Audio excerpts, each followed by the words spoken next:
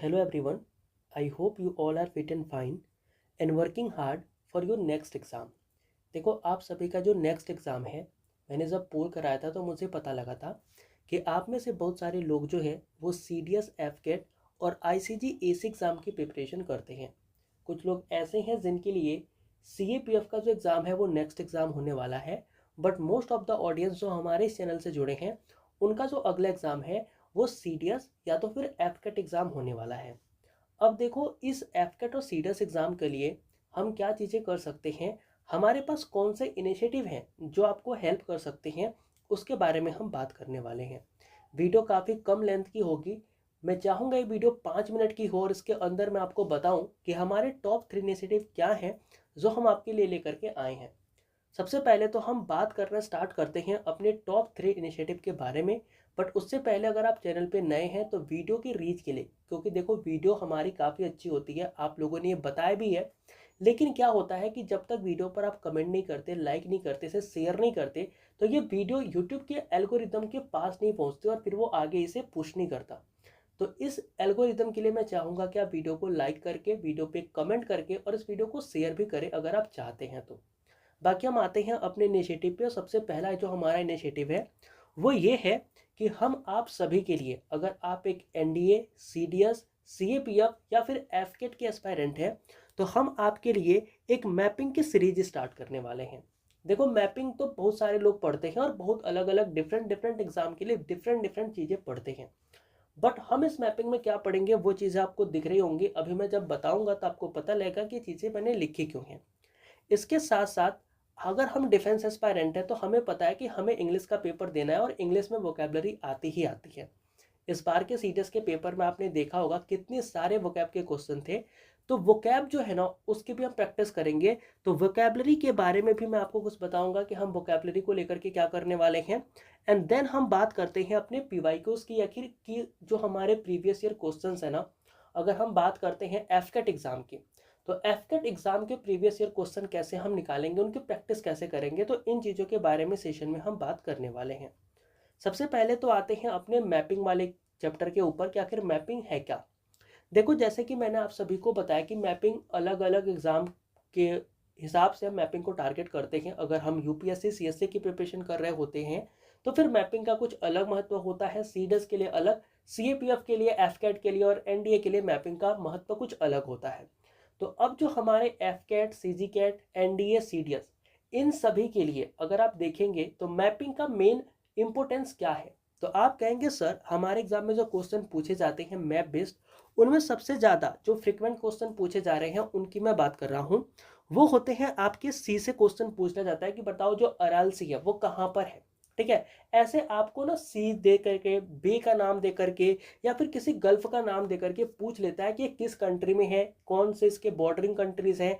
तो इस तरीके के क्वेश्चन आपने नोटिस किया होगा कि हमारे सीडीएस, एनडीए और अगर आप एफकेट या फिर आईसीजी एसी की बात करते हैं तो उनमें पूछे जाते हैं। तो सबसे पहला हमारा फोकस होगा कि अगर हम मैप रीडिंग कर रहे हैं तो उस मैप के अंदर हम देखेंगे कि कौन सा गल्फ कहाँ पर है, उसकी बाउंड्री कंट्रीज कौन कौन सी है, कौन सी सी कहाँ पर है, उसकी बाउंड्री कंट्रीज कौन सी है, और कौन सा बे कहाँ पर है और उसकी बाउंड्री कंट्रीज कौन कौन सी हैं। इसके बाद हम बात करते हैं नेशनल पार्क की। तो अगर आप देखेंगे तो अभी नेशनल पार्क जो है ना वो इंडिया के तो अब पूछे जा चुके हैं, इंडिया के हमने याद भी कर लिए हैं। तो एग्जामिनर अब थोड़ा स्टेप फॉरवर्ड हो गया है, वो एक कदम आगे हमसे चला गया है और वो अब क्या कर रहे हैं, कुछ दुनिया के जो फेमस नेशनल पार्क्स है ना उनमें से कुछ क्वेश्चन उठा करके पूछ रहे हैं, जैसा कि सीडीएस के एग्जाम में आपने नोटिस भी किया होगा। तो हम क्या करेंगे कि जो भी मैप के अकॉर्डिंग, अगर मान लो हम किस नॉर्थ अमेरिका के कॉन्टिनेंट को उठा रहे हैं और नॉर्थ अमेरिका के किसी एक कंट्री को उठा रहे हैं, तो उस कंट्री के, उस कॉन्टिनेंट के जो इंपोर्टेंट नेशनल पार्क होंगे उनको क्या करेंगे, हम यहाँ पर रीड करेंगे और उन चीज़ों को लिखते हुए चलेंगे ताकि हमें वो चीज़ें याद रहें और एग्जाम में पूछे जाए तो हम उसे सॉल्व कर दें।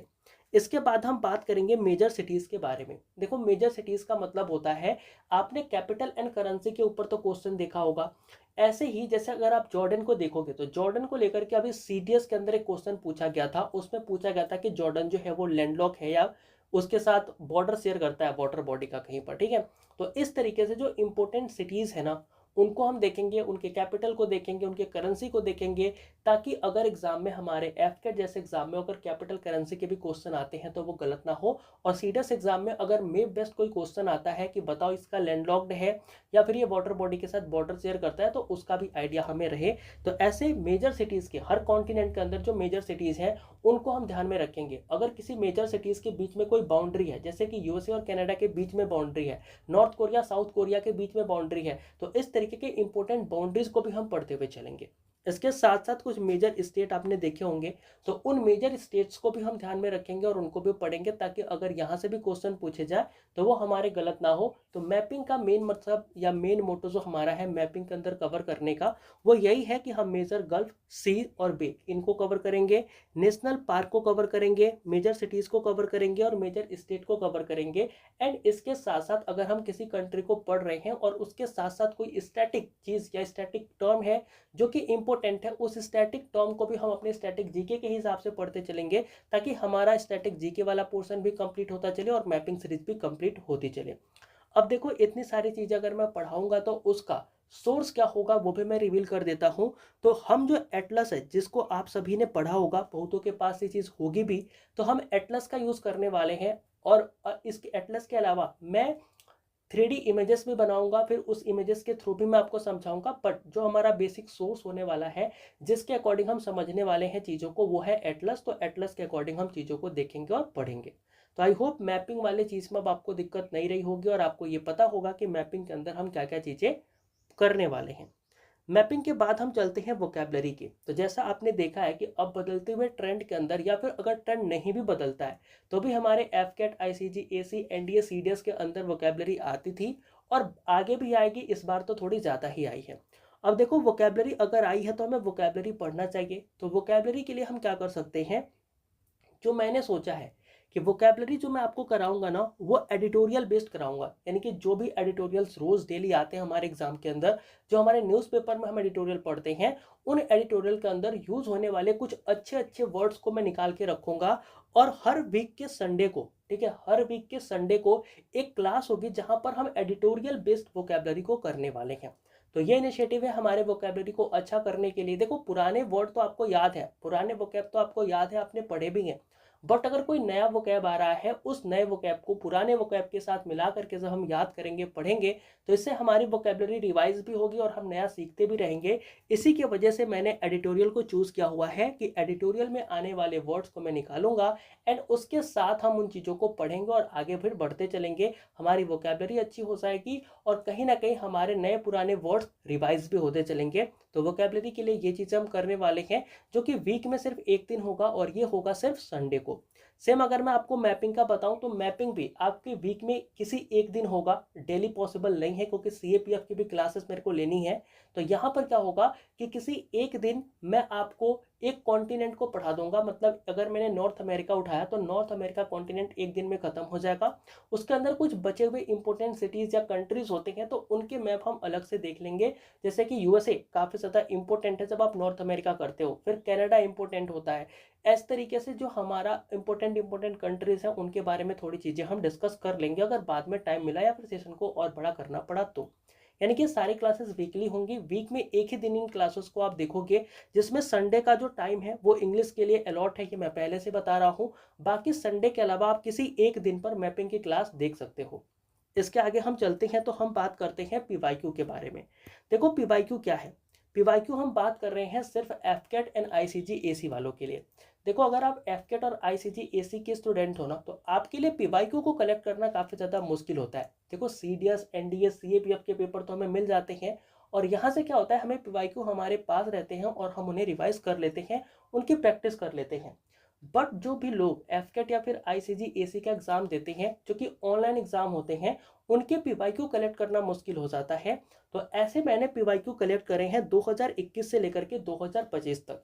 जाहिर सी बात है, मैंने भी बहुत सारे सोर्सेज ढूंढे होंगे, लाइक बायजूस से लेकर के अनअकैडमी तक, और बहुत बड़े बड़े कोचिंग्स के मैंने साइट्स पे गए, विजिट किया, और फिर मैंने क्या करे हैं, ये यहाँ से क्वेश्चन पेपर निकाले हैं जो कि मेमोरी बेस्ड है। इन मेमोरी बेस्ड क्वेश्चंस को हम क्या करेंगे, प्रैक्टिस करेंगे, और ये प्रैक्टिस कब होगी, ये भी वीक में किसी एक दिन होगी। तो मेमोरी बेस्ड 2021 से लेकर के 2025 तक के एफकेट के और आईसीजी एसी के जितने भी पेपर मुझे मिले हैं, उन पेपर की हम प्रैक्टिस करेंगे, उनके क्वेश्चंस को सॉल्व करेंगे वीक में किसी एक दिन। आई होप ये 3 इनिशिएटिव आपको समझ में आए होंगे कि इन इनिशिएटिव के अंदर हम क्या क्या करने वाले हैं। तो सबसे पहले तो हम मैपिंग को पढ़ने वाले हैं। मैपिंग हम पढ़ेंगे अपने एनडीए, सीडीएस, सीएपीएफ, एफकेट और आईसीजी एग्जाम को ध्यान में रखते हुए। हमें यूपीएससी लेवल की मैपिंग नहीं पढ़नी है। हमारे एफकेट, आईसीजी, सीडीएस, एनडीए में यूपीएससी लेवल की पूछी भी नहीं जाएगी, ठीक है। बहुत ज़्यादा डेप्थ में वो नहीं जाएंगे, वो बाउंड्री, कंट्रीज या फिर कोई इंपॉर्टेंट लोकेशन है उससे ही क्वेश्चन पूछेंगे, और वो चीज़ हम बिल्कुल पढ़ लेंगे। इसके साथ साथ हम बात करते हैं वोकैबलरी की। तो वोकैबलरी भी जो मैंने आपको बताया कि हम वीक के संडे को क्या करेंगे, जितने भी एक हफ्ते के अंदर हमारी एडिटोरियल के वोकैब रहे होंगे उनको सीखेंगे, उनको याद करेंगे, और नए पुराने वोकैबलरी को इस तरीके से हम रिवाइज करते हुए भी चलेंगे। इसके बाद मैंने बात किया कि वीक के किसी एक दिन हम पीवाईक्यू सीरीज भी रखेंगे, जहां पर हम एफकेट और आईसीजी एसी के मेमोरी बेस्ड क्वेश्चन को सॉल्व करेंगे, अप्रोच देखेंगे एंड देखेंगे कि क्वेश्चन को सॉल्व कैसे करते हैं, और क्वेश्चन की प्रैक्टिस भी हो जाएगी। तो अब आपको ये बताना है कि आपको ये तीनों इनिशिएटिव लगे कैसे। हफ्ते के 3 दिन मैं आपसे लूंगा, और उन 3 दिनों के अंदर आपको ये 3 चीजें डिलीवर करूंगा। तो आप मेरे को बताना ये इनिशिएटिव आपको कैसा लगा, इससे आपको कितनी हेल्प होने की उम्मीद है, और इसे कंटिन्यूस अगर करा जाए तो आपको कितना अच्छा लगेगा। आप एक कमेंट करके बता सकते हैं। वीडियो अच्छी लगती है, आपको ये इनिशिएटिव अच्छी लगती है, तो आप इसे औरों को भी बताएं, ताकि इस चैनल पे एक ऑडियंस ग्रोथ आए। हमें भी देख करके अच्छा लगता है, किसी को भी अच्छा लगता है जब उसके पास ऑडियंस होती है और चीज़ें कन्वे करने के लिए कोई होता है। तो इसलिए मैं चाहूंगा कि इस वीडियो को आप शेयर करो, दोस्तों को भी बुलाओ, और हम साथ मिलकर के इन चीज़ों को करते हैं, इस इनिशिएटिव को स्टार्ट करते हैं, और अपने एग्जाम तक इस चीज़ को करते हैं। फिर आप देखना एग्जाम के अंदर कितना आपको फायदा होने वाला है, और डेफिनेटली फायदा होगा, ये मैं आपको अभी से बता के चल रहा हूँ, और ये चीज़ डेफिनेटली मैं कंप्लीट भी कराऊंगा। सो आई होप यू अंडरस्टैंड कि हम क्या चीज़ें करने वाले हैं। फिर भी अगर आपके कोई भी डाउट होते हैं, कोई भी सजेशंस होते हैं, तो कमेंट बॉक्स ओपन होता है, मैं कभी भी ऑफ नहीं करता हूं। तो आप वहां पर जाकर के कमेंट करके बता सकते हो, एंड आप अपने क्वेश्चंस पे पूछ सकते हैं। तो मिलते हैं किसी नए वीडियो में किसी नए टॉपिक के साथ। तब तक के लिए जय हिंद।